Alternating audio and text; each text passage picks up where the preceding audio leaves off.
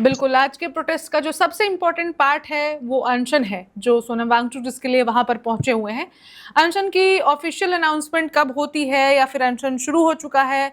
हम चाहेंगे कि आप ये भी जो इन्फॉर्मेशन है, ये कलेक्ट कीजिए। लेकिन इससे पहले आप हमारे दर्शकों से क्योंकि आपने पहले भी प्रोटेस्ट कवर किए हैं, आपने पहले भी ग्राउंड पर काम किया है, तो ये जो प्रोटेस्ट है, अगर क्योंकि सरकार अभी तक सुनवाई तो कर नहीं रही है, अगर आगे भी सरकार ऐसे ही अपना रवैया रखती है, नहीं सुनती है धर्मेंद्र प्रधान की इस्तीफे की मांग, तो आपको क्या लगता है वांगचुक आगे क्या करेंगे? कब तक ये अनशन जारी रखेंगे? और अनशन का अमूमन जो एक स्ट्रेटजी होती है, क्या होती है? क्योंकि मैंने कमेंट पढ़ा दर्शकों का कि लोग पूछ रहे हैं कि क्या अनशन में 24 घंटे लोग भूखे रहते हैं, लोग पानी पीते हैं कि नहीं पीते हैं? तो ऐसे भी सवाल है लोगों के। तो अनशन जो है ये किस प्रकार का होने वाला है? क्या आपके पास इसकी इंफॉर्मेशन है? पानी क्योंकि गर्मी बहुत है, देखिए तो पानी तो वो ऋचा, पिएंगे ये ही। ये अनशन है पर निर्जल अनशन नहीं है। जी। सिर्फ पानी पीकर ये लोग अपना हड़ताल जारी रखेंगे और इसी के सहारे सरकार से की मांग को दो चार करवाएंगे, उनसे मांग कबूल करवाएंगे कि किसी तरीके से उनकी मांग मानी जाए। निर्जल अनशन ऐसी स्थिति में, इतनी भीषण गर्मी में तो मुश्किल नहीं है। आदमी 8-10 घंटे चल जाए इस हालात में बिना पानी के, तो बहुत बड़ी बात है। और बिल्कुल। लेकिन इस गर्मी में जो एक बड़ी चीज है वो है ग्लूकोज, कार्बोहाइड्रेट। ये भी आपको मिलना बहुत जरूरी होता है क्योंकि कंटिन्यूसली आपकी बॉडी से पसीना निकलता है और आपको इन सब चीजों की जरूरत होती है। अन्ना हजारे का जो अनशन हुआ था या सोनम वांगचुक का पिछला अनशन था, वो लद्दाख में था। अन्ना हजारे का दिल्ली में था लेकिन सर्दी में था। तो सर्दी में निर्जल अनशन रखा जा सकता है, लेकिन बहुत ज्यादा देर तक नहीं, 1-8 दिन रख सकते हैं। अब ऐसी स्थिति में मुझे नहीं लगता कि यहाँ पर कोई निर्जल अनशन रखने की तैयारी हो रही होगी, लेकिन हाँ, अनशन जरूर है। उसमें खाना पीना छोड़कर, खाना पीना त्याग कर अपनी मांगों को सरकार के समक्ष रखा जाएगा और सरकार से की जाएगी। बिल्कुल, तो मांगों को सरकार को रखा जाएगा, ये तो बिल्कुल 9 दिनों से हो रहा है, पहले से भी हो रहा है। लेकिन सरकार नहीं सुनती है, तो ये अनशन कब तक जारी रखा जा सकता है? क्या इस पर कुछ अपडेट है आपके पास? या फिर ये 1 दिन ये का है, 2 दिन का है? इन लोगों का कहना है, अभी तो यही तैयारी चल रही है कि अनशन जो है वो कंटिन्यूसली चलता रहेगा और तब तक चलेगा जब तक सरकार इस्तीफा नहीं ले लेती धर्मेंद्र प्रधान। तो अगर ये इसमें कोई अनशन बदलाव जारी रहने होता है वाला तो है। जी, अगर इसमें कोई बदलाव होता है तो फिर मैं अपने दर्शकों को जरूर सूचित करूंगा।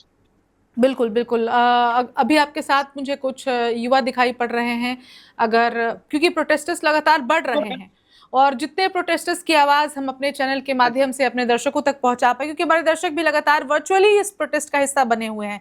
तो आपके साथ जो युवक हैं, सबसे पहले तो इनसे यही सवाल कीजिए कि क्या ये प्रोटेस्ट में पहली बार आए हैं या पहले भी आ चुके हैं? कहाँ इस से आए हैं? प्रोटेस्ट में, इसी प्रोटेस्ट के लिए आए हैं या कुछ और भी मांग?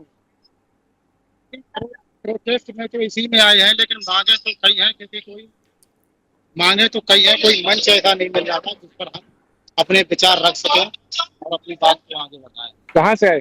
यूपी से। यूपी में कहाँ से? यूपी में फरुखाबाद से। क्या मांग है आप?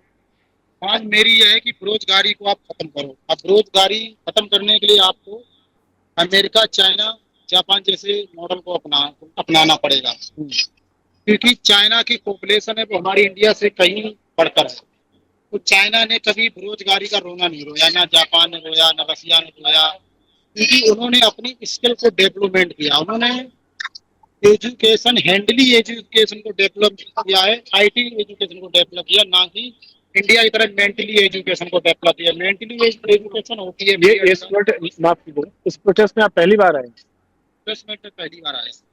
अच्छा, तो यहाँ दिल्ली आए थे घूमने इसलिए आ गए या प्रोटेस्ट के लिए आए? प्रोटेस्ट के लिए आया।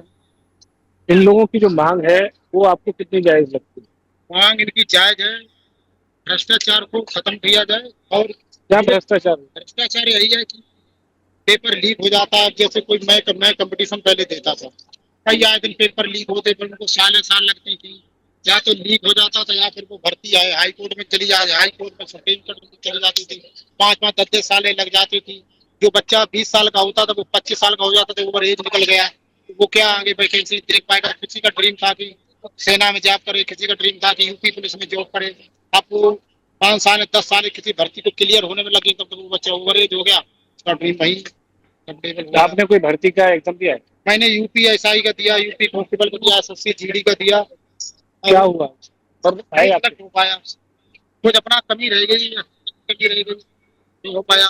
आयोग व्यक्ति को भर्ती कर लिया जाता है, पेपर कर दिया जाता है, जो आयोग व्यक्ति है वो सेलेक्ट हो जाते हैं। अब जैसे अभी राजस्थान में एसआई की भर्ती थी 2021 में, उसमें किसी के वो 2 नंबर है, लेकिन उनका जो मेन जब रिजल्ट आता है उसमें 182 है, किसी 187 है, किसी के 4 नंबर है, किसी के 10 है, तो वो आगे सेलेक्ट हो गए। हम ये कहते हैं कोई भी गवर्नमेंट हो वो फेयर हो, जो अपनी मेहनत करे वो सक्सेस हो, किसी भी धर्म या जाति से कहीं से भी हो, चाहे नीचा हो या ऊपर हो, उसकी पहुंच हो या नीचे पहुंच हो, या गरीब हो या अमीर हो, जो जिस लायक हो उस लायक उसे जॉब मिले, फेयर भर्ती हो, फेयर, जो अपना सक्सेसफुल दिखाए, आगे आए।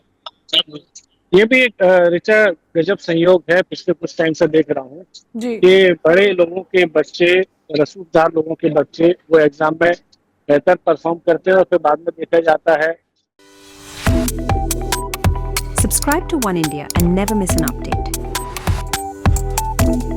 Download the One India app now.